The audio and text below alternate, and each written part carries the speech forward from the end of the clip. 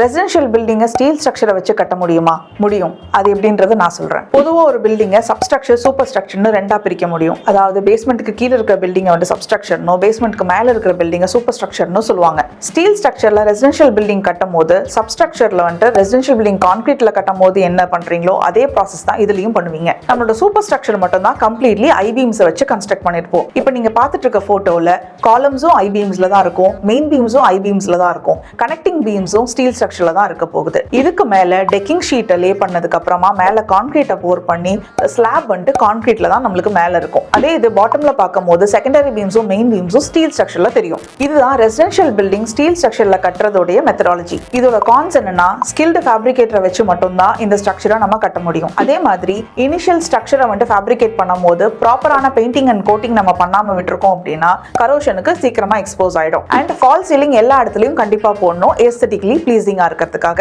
இதோட ப்ரோஸ் என்னன்னா இது ரொம்ப durable and high strength achieve பண்ண முடியும். அதே மாதிரி கான்கிரீட்டை விட இது ரொம்ப light weight and plus time of கன்ஸ்ட்ரக்ஷனை சீக்கிரமா நம்ம முடிக்க முடியும். இந்த டைப் ஆஃப் ஸ்டீல் ஸ்ட்ரக்சரை ப்ராப்பரா மெயின்டைன் பண்ணும்போது இந்த பில்டிங் பெஸ்ட் அண்ட் மாய்ஸ்சர் ரெசிஸ்டன்ட்டா இருக்கும். அதே மாதிரி ஃபியூச்சர்ல நான் ஏதாவது இந்த பில்டிங் ஆல்டர் பண்ணணும்னு நான் நினைக்கிறேன் அப்படின்னா இதுல ஃபியூச்சர் அடாப்டபிலிட்டி ரொம்ப ஈஸி. இந்த ஸ்டீல் ஸ்ட்ரக்சர்ல மெயினான அட்வான்டேஜ் என்ன அப்படின்னா ரிட்டர்ன் ஆன் இன்வெஸ்ட்மெண்ட் இதுல ரொம்ப ஹை. இதுக்கு ஒரு சின்ன எக்ஸாம்பிள். 2005ல ஒரு per kg ஆஃப் ஐபீமோட ரேட் 30 ல இருந்து 40 ரூபீஸ்க்குள்ள தான் இருந்தது. இன்னைக்கு 2025ல per kg ஆஃப் ஐபீமோட ரேட் 70 ரூபீஸ்ல இருந்து 80 ரூபீஸ் வரைக்கும் இருக்கு. இன்னைக்கு ஸ்கிராப்போட ரேட் என்னன்னு தெரியுமா உங்களுக்கு? அதே ஐபீம்ஸ்க்கு it is 35 rupees per kg. அப்போ சூப்பர் ஸ்ட்ரக்சர்ல நான் 2005ல இன்வெஸ்ட் பண்ண அமௌண்ட்டை இன்னைக்கு நான் பில்டிங்கை நான் இடிக்கணும் அப்படின்னா கூட ஸ்கிராப் ரேட்ல என்னால எடுத்துட முடியும். ஆனா 20 இயர்ஸ் அந்த பில்டிங் தாங்குமான்னு கேட்டீங்கன்னா கிடையாது. கான்கிரீட் பில்டிங்கை விட ஸ்டீல் பில்டிங்க்கு லைஃப் அதிகம். ஆஸ் அ ஸ்ட்ரக்சரல் இன்ஜினியரா ஸ்டீல் ஸ்ட்ரக்சரை ரெசிடென்ஷியல் பில்டிங்ல யூஸ் பண்ணலாமான்னு சொல்லி ஒருத்தர் என்கிட்ட கேட்டாங்க அப்படின்னா